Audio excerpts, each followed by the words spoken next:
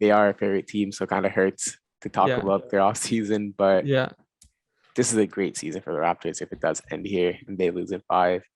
They have an All NBA player. They have in Pascal Siakam. Hmm. They have an All Star in Fred VanVleet. They have the Rookie of the Year confirmed by Shams, Scottie Barnes, Yeah. and it's just a great season. They got the fifth seed. They played hard. Uh, and going into next year, you want to keep the starting five together, and you want to get some good shooters off the bench, a little better defenders, a little playmaking. Really fill up the bench. They hopefully re-sign Thad Young, but I don't see big changes happening for this Raptors organization as this team played so well and they're so young that you're going to try to keep it together. But it's also Masai. If you see a center available or something, you can see him going for it. But right now, I would say keep the starting five together, re-sign Thad, re-sign Boucher, and get guys off the bench that could defend and shoot a little better. Yeah, that's exactly my thinking. I'm thinking like just the bench, just fill up the bench. Like if the Derek White acquisition by Boston is like that really helped them, right? Like that kind of bench level two-way guy who can do something for you on both ends. Just someone like that, a couple of guys like that. I think is mostly what this team needs. But you mentioned the center problem. The Raptors can usually get by without a center, and they have been, right? I mean, Embiid's been playing like Embiid, but he hasn't been dropping like 50 a game against this non-center Raptors roster, right? But just say that, I don't know, Utah calls Masai and says straight up Rudy Gobert for Siakam, or even like sprinkle a little bit on there. And what are you saying to that? Hey, there's no chance I accept that unless they give us like 2-3 first round picks attached on top of that. Mm-hmm. There's no way. I think Rudy Gobert's trade value is so diluted by Utah Jazz fans. Like I could see him getting traded for like Tim Hardaway Jr. and Davis Bertans. Wow. Like I do not see him fetching back an all NBA level player. Yeah. And another trade I was wanting to talk about when that came here is like a Clint Capella plus Danilo Gallinari. That makes sense. And then, the Hawks throw that one first round pick they got from the Knicks for the Cam Reddish trade.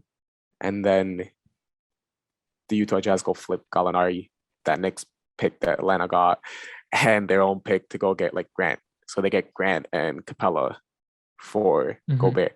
That's something like the realm I see Gobert's trade value, not an all NBA player in Siakam. Unless they attach 3 first round picks. If they attach 3 first round picks, then I can see it happening. Yeah. Because they need to do something because they're going to trade it up. But Gobert's trade value is definitely overshot by Jazz fans just because he makes too much money. If he made 18 million, he actually would have crazy trade value. Like we can't trade OG for him straight up because of the contracts, right? Which is something that's more realistic than Pascal. So it sucks that Gobert's trade value just ruins. Gobert's contract ruins his trade value. Yeah, agreed. Like center wise, like Capella, I don't mind that fit on the Raptors either. Vucevic it's just hard to get him on contract. Yeah. Same Vucevic contract too. Christian Wood, we mentioned him earlier. Maybe that something like that would work. I don't know. Yeah, maybe for like Gary Trent, but I don't know. It had to be something like that. It's tough because you don't want to let go of any of the 75 because they're playing so well together. But it's probably going to have to be Gary or like OG that goes. And OG's been stepping up so amazingly during this playoff run that's like, you don't want to get rid of him. So I can see them just going one more year. Yeah. Keeping this team together, seeing the internal development. Like Malachi Flynn looked pretty good. Yeah. Like the spurts he got, like how much can he develop as a backup point guard? Precious, Precious is looking amazing as like a 6-man. Like Birch and Boucher look pretty solid as like backup centers. Thad Young looks good as like a backup small forward / power forward. You add someone like Caleb Martin onto this team, or you find another like Max Stress, like then Miami Heat found. And is this series are we looking a lot better? You know what I mean? So it all depends, and I think they're going to really keep it together. I don't expect fireworks to happen for the Raptors this offseason. I agree. Obviously, any superstar that somehow becomes available or whatever, never rule out Masai. Yeah. But I agree that the season's such a win. Like you said, Rookie of the Year, All NBA, All Star, 5th seed.